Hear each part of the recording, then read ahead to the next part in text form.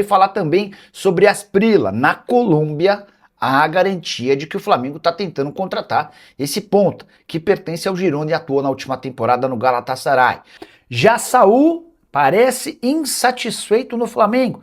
Será que o espanhol pode ir embora ainda nessa janela? As últimas de mercado, bastidores, finanças e muito mais. Fala aí pessoal, sou Jorge Nicola, bem-vindos a mais um vídeo do canal, sempre bom ter vocês por aqui. Sem perder tempo, pedir para deixar like, se inscrever no canal e ativar as notificações antes das notícias.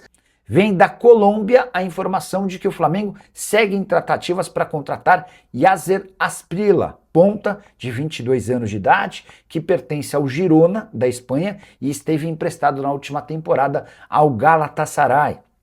O jornalista Pipe Sierra afirma que Flamengo, Cruzeiro, além de times de França, Portugal e Espanha, têm interesse na contratação desse jogador.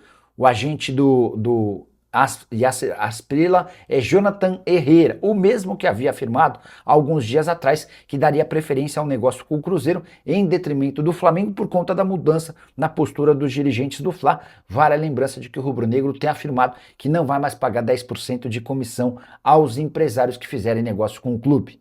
Resta saber se agora, com a retomada das tratativas, pelo menos de acordo com a informação que vem da Colômbia, o Flamengo pode reaver essa comissão de 7%.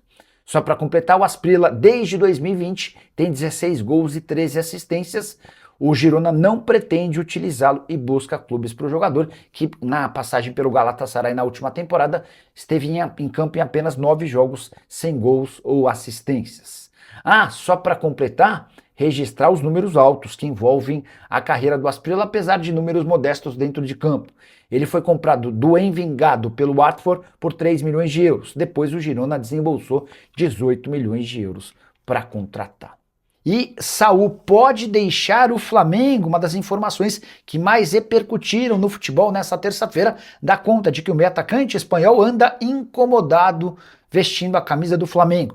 E a irritação se dá por dois motivos principais: a pouca utilização no Flamengo e o modus operandi e os treinos de Leonardo Jardim. Está muito claro que há uma incompatibilidade entre o jogador espanhol e o técnico português. Das últimas 4 partidas do Flamengo, o Saúl foi relacionado para todas e não saiu do banco de reservas. Ele não joga desde 30 de maio na vitória por 3-0 contra o Curitiba. O Flamengo assegura não ter proposta. Mas a julgar pela dificuldade do Saúl em ser protagonista, imagino que ele não crie tantas dificuldades.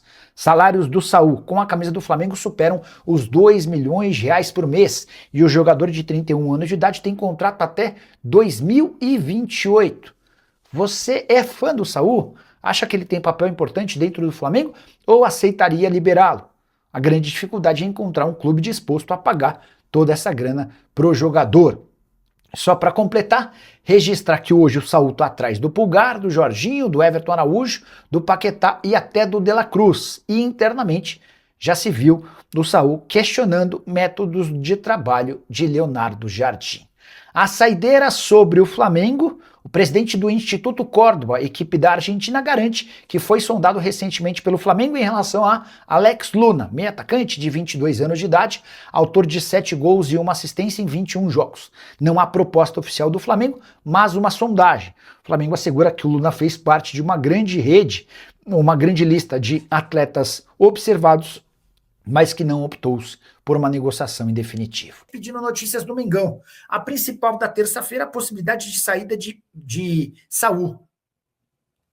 O Saúl anda incomodado com o banco de reservas. Ele nem saiu do banco nas últimas 4 partidas. E existe um movimento de incômodo por parte do Saúl. O Flamengo também certamente não vai criar nenhuma dificuldade caso existam propostas pelo Saúl, até porque alguém que custa 2 milhões, pouco mais de 2 milhões, algo na casa dos 2 milhões e 300 mil reais e entrega muito pouco, né? Então, diante desse cenário, eu não descartaria que se pintasse proposta, o Flamengo o liberaria. Talvez a maior dificuldade vai ser conseguir essas propostas, né? Vamos ver se aparecem essas propostas e aí, tendo qualquer novidade, a gente conta para vocês.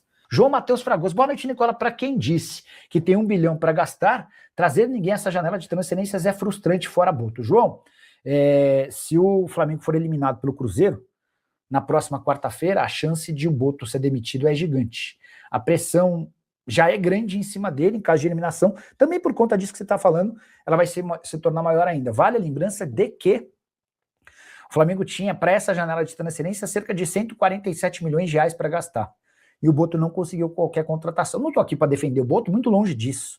Até porque eu acho que ele tem muito mais cartaz do que qualidade. Mas vale a lembrança de que para o Flamengo não vale a pena contratar qualquer jogador, né? O Flamengo precisa contratar jogador, né? E Almada e Luiz Henrique não foram contratados, assim como o Zé Lucas. O Flamengo perde o Zé Lucas para o Cruzeiro porque oferece menos e porque queria colocar o Zé Lucas para jogar no Sub-20. Já o Cruzeiro colocou o Zé Lucas no time principal, inclusive já o utilizou, né? E o Flamengo encontrou um novo alvo agora no futebol argentino, Tiziano Perrota, atacante de 19 anos de idade, que pertence ao Banfield, foi o centroavante descoberto pela equipe de scout. Temporada do garoto, de 18 jogos, 8 gols e 1 assistência. Atua como 9 fixo, aquele cara que custaria bem mais barato do que outros jogadores recentemente buscados pelo Fla. Hoje, por exemplo, está avaliado em 2 milhões de euros e tem contrato até dezembro de 2027. Não dá para imaginar que o Banfield aceitaria negociá-lo por cifras tão baixas, mas eventualmente por 5, 6, 7 milhões de euros, e o negócio pode acabar saindo. O interesse do Flamengo no Perrota foi divulgado primeiro pelo paparazzo rubro-negro. Você acha que o Flamengo precisa de contratações? O que você pensa do trabalho do Boto, que falhou nas tentativas em relação a Almada, Luiz Henrique e Zé Lucas? Só para completar, contar que a vitória contra o Vitória por 2-0 nesse domingo, com gols, um no primeiro, outro no segundo tempo, marcou a melhor partida do Flamengo pós-Copa do Mundo, rubro-negro que vinha devendo. O Flamengo jogou o básico para ganhar. Em 2025 ganhou de 8-0 do Vitória. Era para ter jogado melhor. Eu achei, Ricardo, não sei se você concorda, mas especialmente no segundo tempo deu uma tirada de pé. Tem jogo super importante contra o Cruzeiro na quarta-feira, especialmente depois da eliminação na Copa do Brasil, cara.